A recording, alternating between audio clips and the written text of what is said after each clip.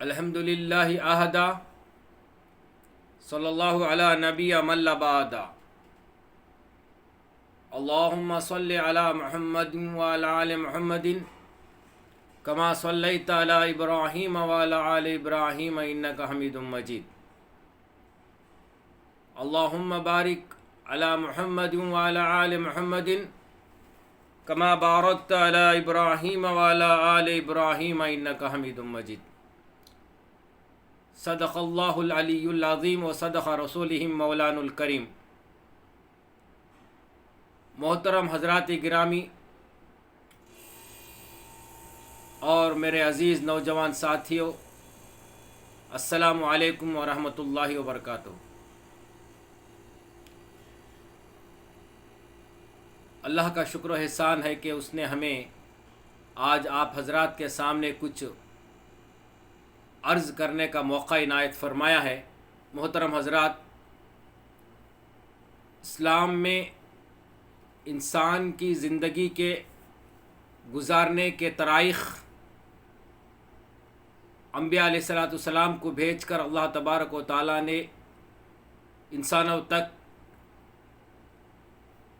یہ احکام خداوندی اور نبی کا طریقہ پہنچا دیا۔ محترم حضرات گرامی، انسان کی روزمرہ کی زندگی کے تمام اشیاء جات اللہ تبارک و تعالیٰ نے انسان کے لیے دنیا میں پیدا فرمائے۔ اسی طرح سے اس کے سہولت کے لیے اللہ نے سال کے 12 مہینے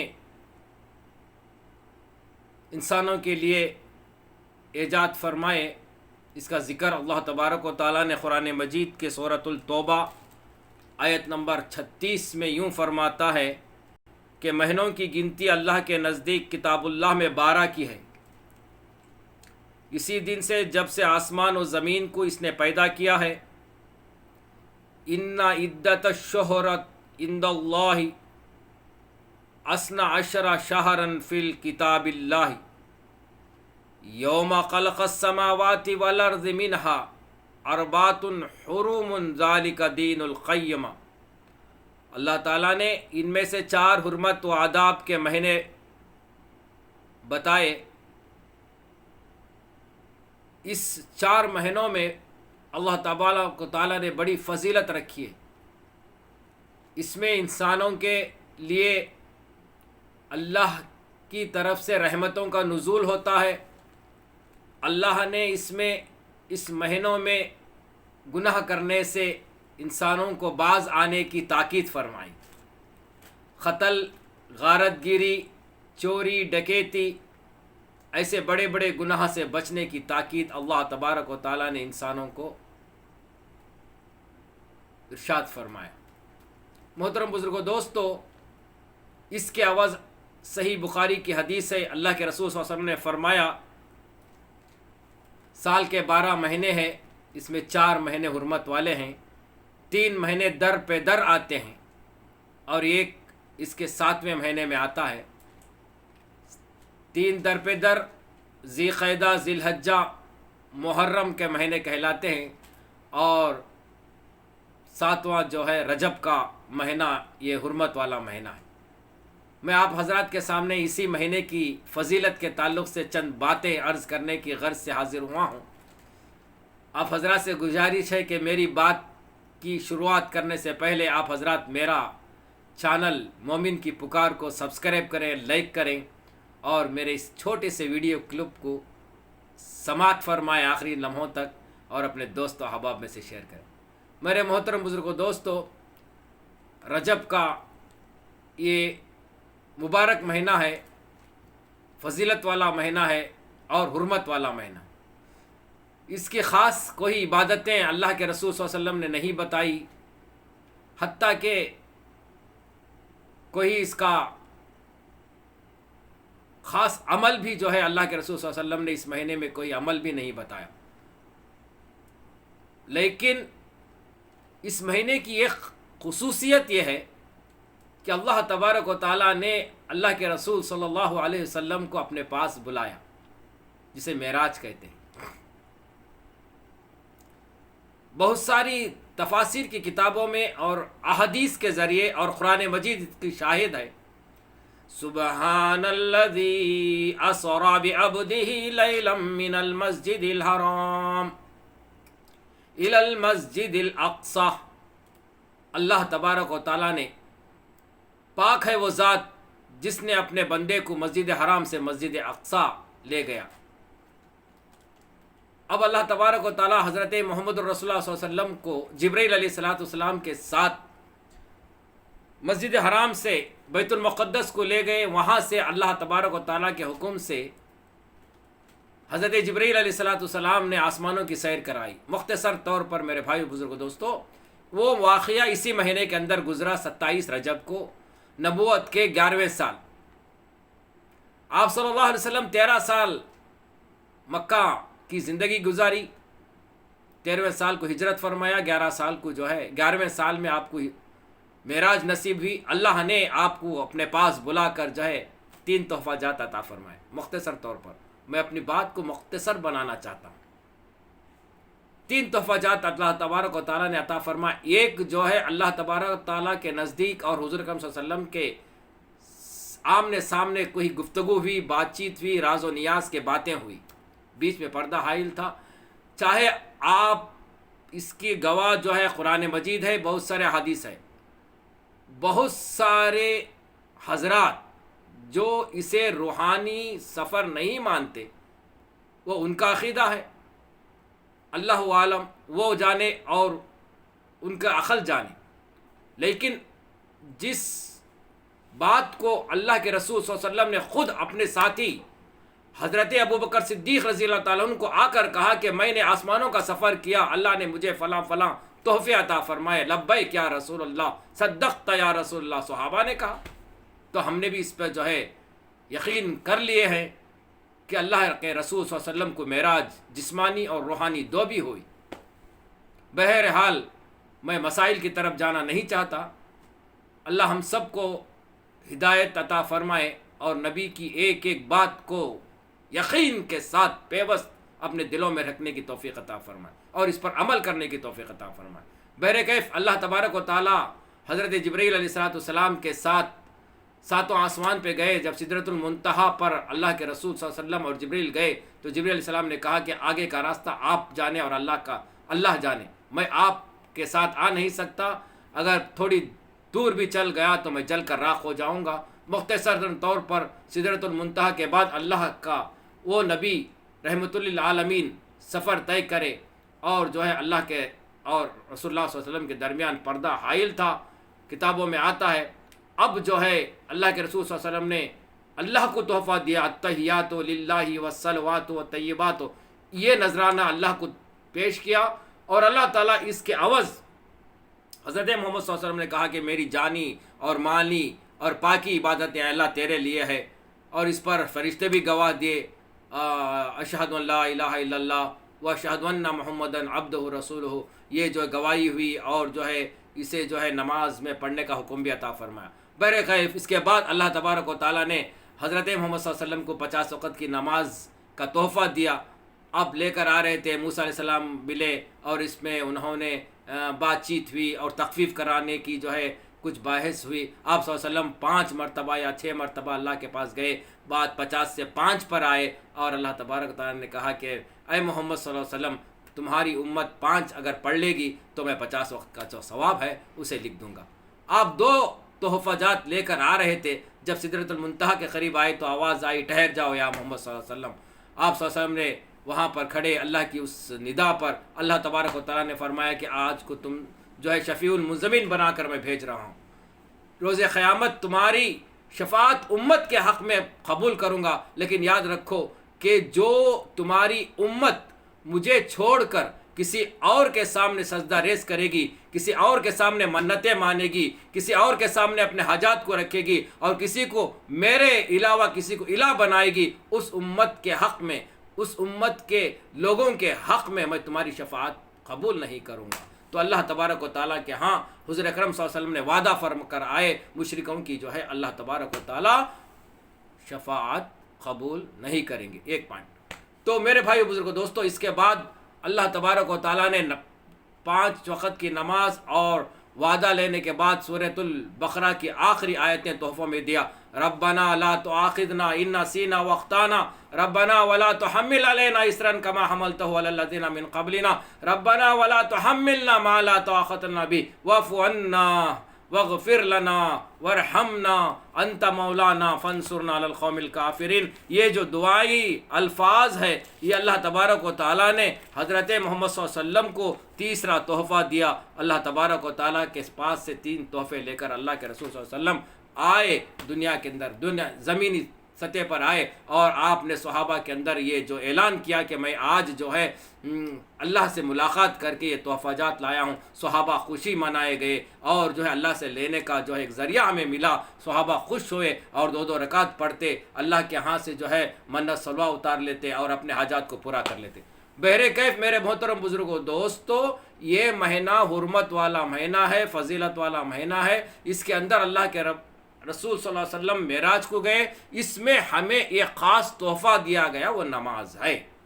उम्मत आज नमाज़ों को छोड़कर भटकती फिर रही है। हमारा ईमान इतना कमज़ोर हो चुका है कि अल्लाह का मुनादी मस्जिद से हय्या अलस सलाह की आवाज़ लगाता है। हमारा ईमान इतना कमज़ोर हो गया है कि इतना कमज़ोर हो गया है, हय्या अलस सलाह की अज़ां की वो आवाज़ कानों में पड़ती है, मस्जिद के सामने से जाता है, लेकिन मस्जिद के अंदर दाखिल होने का लिए हमारा ईमान गवारा नहीं कर सकता। मेरे बुजुर्गों दोस्तों, ईमान हमारा इतना कमज़ोर हो चुका है। आज वक्त है कि अव्वामुन नास के अंदर, उम्मत के अंदर नमाज की दावत दी जाए।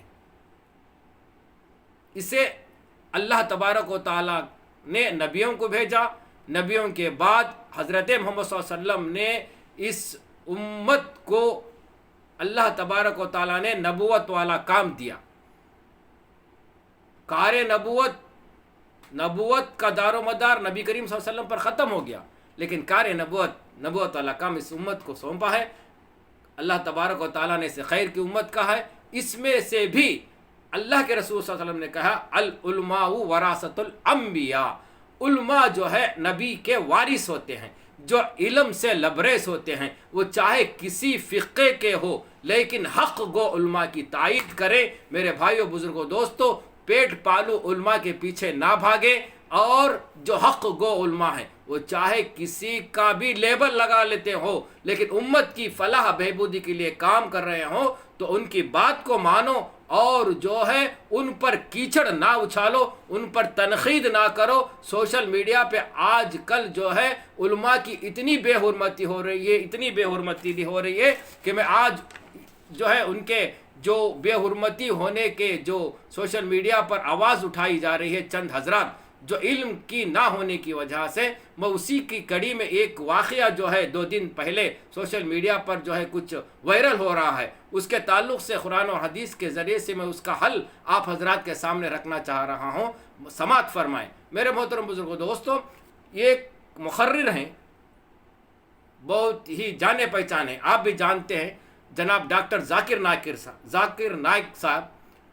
बहरहाल चाहे वो कुछ भी हो, लेकिन अवाम की फलाह बहबूदी के लिए अपने प्लेटफार्म पर काम कर रहे हैं। वो चाहे कौन सा भी लेबल लगा लें, लेकिन हमें इससे कोई लेना देना नहीं है। ये देखना है कि उम्मत इससे फ़ायदा उठा रही है या नहीं। बहरे कैफ इनसे उम्मत फ़ायदा उठा रही है। हमें ये नहीं कहना कि वो फलाने का वो फलाना लेबल, हमें इसकी कोई ज़रूरत नहीं।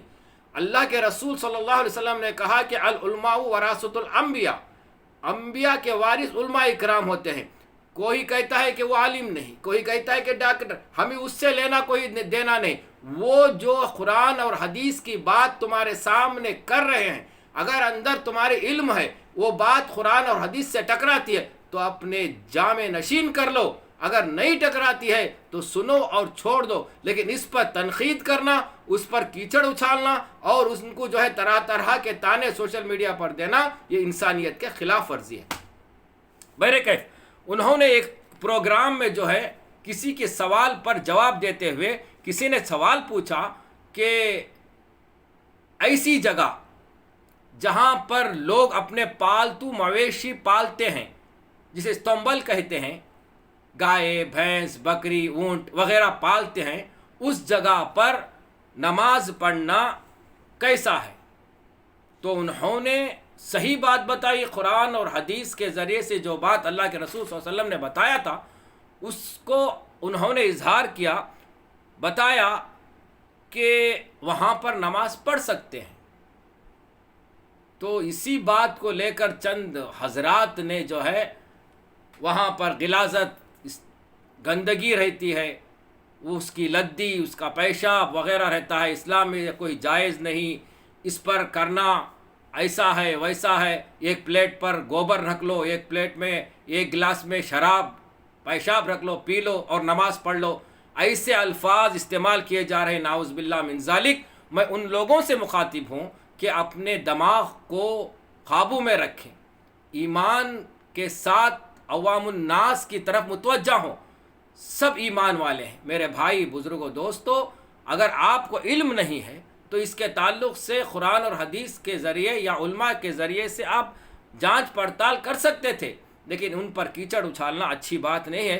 بہرکیف میرے محترم بزرگوں، دوستو، اللہ کے رسول صلی اللہ علیہ وسلم نے فرمایا کہ جو ہے پالتو جانور اور جو حلال جانور کا گوشت آپ کھاتے ہیں، جیسے گائے، بیل، اونٹ، اگر وہ کسی جگہ پر باندھے ہیں اور ایسے جگہیں رہتے ہیں جہاں پر جو ہے خریوں کے اندر لوگ اسے پالتے ہیں، اپنے روز مرہ کی ضروریات کے لیے استعمال کرتے ہیں، ایسے جگہ پر لوگ اللہ والے بھی ہوتے ہیں، اللہ کی جو فرائض ہے اسے انجام دیتے آتے رہتے ہیں، ویسے میں اگر ان کو کوئی جگہ محصول نہ ہوتی ہو، وقت پر نماز پڑھنا ضروری پڑتا ہے، تو ایسے وقت میں اس جگہ پر نماز پڑھنے کی اجازت اسلام دیتا ہے۔ ایک بات 1 منٹ کے لیے آپ رکھ لیں۔ تو لہٰذا اس کی جو لدی، پیشاب وغیرہ ہے، یہ جو ہے گندگی، اسے جو ہے اسلام کے اندر جو ہے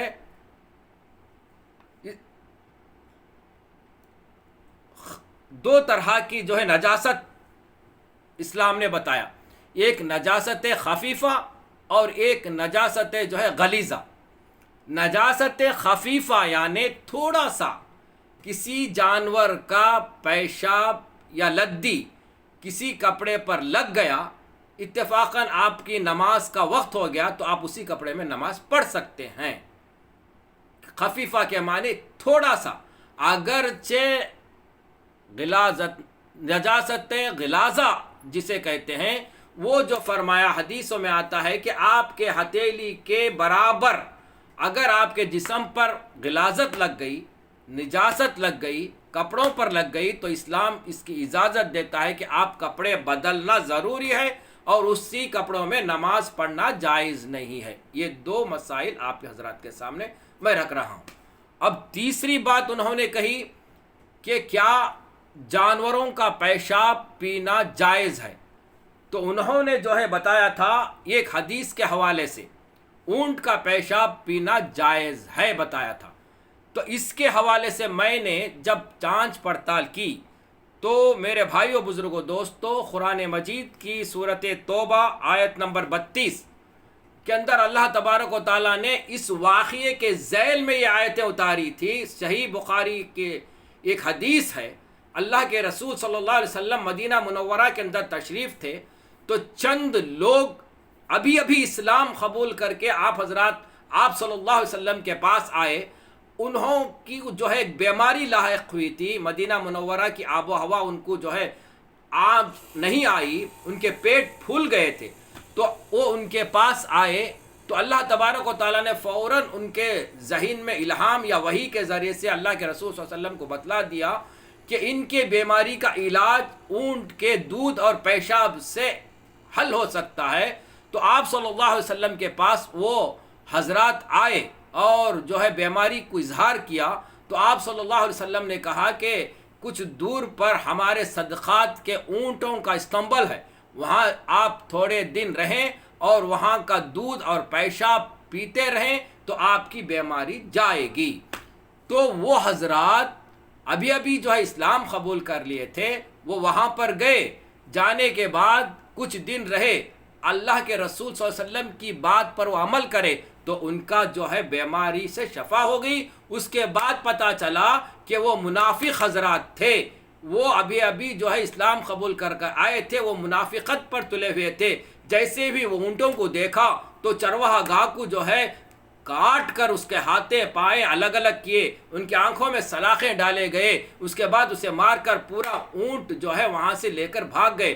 جب اس کا علم اللہ کے رسول صلی اللہ علیہ وسلم کو ہوا تو آپ صلی اللہ علیہ وسلم نے ان کے پیچھے صحابہ کو دوڑایا اور ان کو پکڑ کر لے کر آئے، اور لے کر آنے کے بعد اور اونٹوں کو بھی لے کر آئے۔ جس طرح سے انہوں نے اس چرواہے کے ساتھ عمل کیا تھا، اسی طرح عین اللہ کے رسول صلی اللہ علیہ وسلم نے بھی ان منافقوں کا حال فرمایا، یعنی ان کے بھی ہاتھ پیر کاٹ دیے اور ان کے بھی آنکھوں میں سلاخیں ڈال دیے، اور ان کو بھی جو اسی طرح سے وہ عمل فرمایا اللہ کے رسول صلی اللہ علیہ وسلم نے۔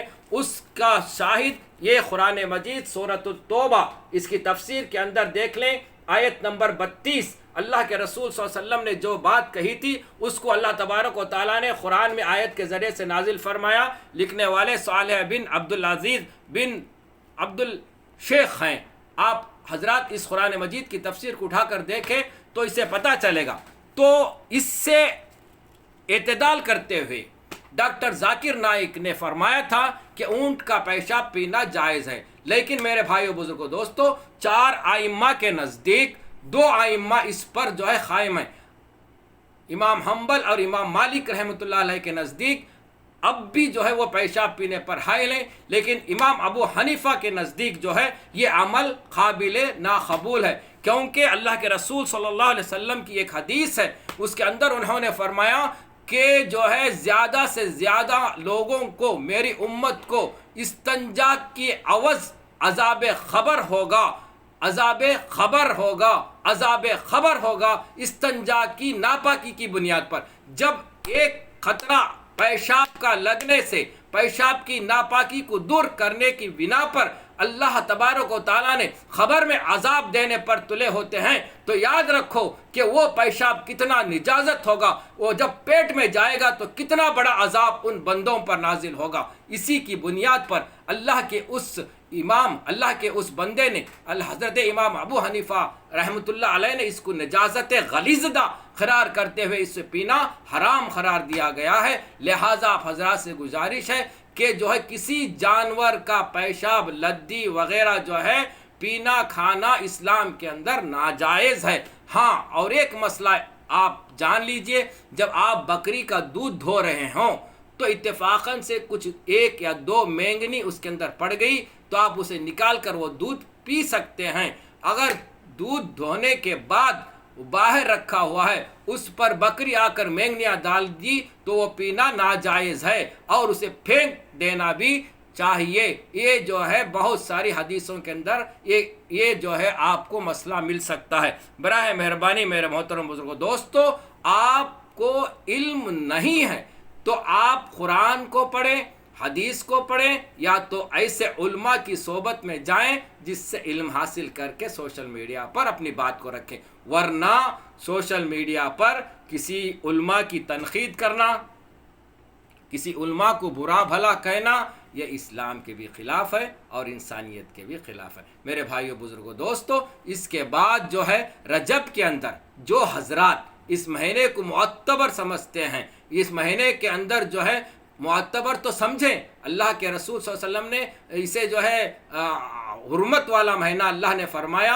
اور اس کی فضیلت بہت بڑی رکھی ہے، لیکن اس کے اندر قتل، غارت گری، چوری، ڈکیتی، زنا کرنا، شراب پینا اور کسی کو برا بھلا کہنا، اس سارے چیزوں سے ممنون ہے۔ تو ایسے موقع پر اللہ کے نزدیک یہ مہینہ مبارک مہینہ ہے، اس میں عبادت کریں، اور اللہ کے رسول صلی اللہ علیہ وسلم نے فرمایا یہ آنے والا مبارک مہینے کا استقبالیہ مہینہ ہے، یعنی رمضان کا استقبالیہ مہینہ ہے۔ اللہ کے رسول صلی اللہ علیہ وسلم نے فرمایا کہ رجب بیج بونے والا مہینہ ہے، شعبان پانی دینے والا مہینہ ہے، رمضان فضل کو کاٹنے والا مہینہ ہے۔ میرے بھائیو بزرگو دوستو، اسی لیے جو ہے اس مہینے میں ایک خاص رسم چلائی جاتی ہے، پور کے فاتحہ، کنڈوں کے فاتحہ۔ اس کی کوئی دلیل اسلام میں نہیں ہے، نہ تو صحابہ کے دور میں تھا، نہ تو انبیاء علیہ السلام کے دور میں تھا، نہ تو تبع تابعین کے دور میں تھا، نہ تو کسی ولی کے دور میں تھا، نہ تو شیخ عبد القادر جیلانی رحمۃ اللہ علیہ کے دور میں تھا، نہ تو کسی بادشاہ کے دور میں تھا۔ صرف اکبر بادشاہ نے اسے استعمال کیا، اسے ایجاد کیا۔ میرے بھائیو بزرگوں دوستو، کسی کے بادشاہ کے ایجاد کرنے پر وہ اسلام کا قانون نہیں بن جاتا، شریعت کا طریقہ نہیں بن جاتا، یہ شرک ہے، بدعت ہے۔ ان خیر حدیث کتاب اللہ، خیر ہدی حدیث محمد الرسول اللہ صلی اللہ علیہ وسلم، شر الامور محدثات البدع، کل بدعت ضلالہ، کل ضلالۃ فی النار۔ سب سے بہترین کتاب کتاب اللہ، اللہ کی کتاب ہے، اسے ہاتھ میں تھامے رکھو۔ سب سے بہترین بات اللہ کے رسول صلی اللہ علیہ وسلم کی بات ہے، احادیث نبویہ کہلاتی جاتی ہے۔ اس کے علاوہ جو بھی اسلامی کام کے اندر نئی بات ٹھونسی جاتی ہے وہ بدعت ہے، بدعت گمراہی ہے، ہر گمراہی جہنم کی طرف لے جاتی ہے۔ میرے بھائی بزرگوں دوستو، یہ کنڈوں کے فاتحہ، یہ پور کے فاتحہ، یہ سب بدعت ہے۔ اسلام میں اس کا کوئی جو ہے مقام نہیں ہے۔ اس لیے میں آپ حضرات سے گزارش کرتا ہوں کہ اس مبارک مہینے میں ایک ضعیف حدیث ہے، اس کے اندر اللہ کے رسول صلی اللہ علیہ وسلم نے فرمایا 27 رجب کو ایک روزہ جو رکھے گا اللہ تبارک و تعالیٰ اس کے 1 سال کے گناہ معاف فرماتے ہیں۔ یہ حدیث ضعیف ہے، پھر بھی جو ہے آپ اگر اس پر عمل کر لیں تو اللہ کے ہاں، اللہ کی ذات سے، اللہ کے رحمت سے کوئی جو ہے مایوس نہیں ہوگا۔ اللہ تعالیٰ چاہے تو آپ کے 1 سال کے گناہ معاف فرما دیں گے۔ اللہ تبارک و تعالیٰ ہمیں ایمان کی صحیح سمجھ عطا فرمائے، ہمارے اندر عمل کرنے کا مادہ عطا فرمائے۔ اللہ ہمیں اسلام اور ایمان پر تا حیات قائم رکھے، امت کے اندر اتحاد رکھے، ہمیں فرقوں سے بٹنے سے ہماری حفاظت فرمائے، ہمیں شرک و بدعت سے ہماری حفاظت فرمائے۔ اللہ تعالیٰ ہم سب کو ایک بنائے، نیک بنائے۔ میرے محترم بزرگ دوستو، اس ویڈیو کو اپنے دوست و احباب میں شیئر کریں گے تو آئین نوازش ہوگی۔ والسلام علیکم ورحمۃ اللہ وبرکاتہ۔ پھر ملیں گے انشاءاللہ، دعا میں اس نعت چیز کو بھی یاد رکھیں۔ اللہ حافظ، والسلام علیکم ورحمۃ اللہ وبرکاتہ۔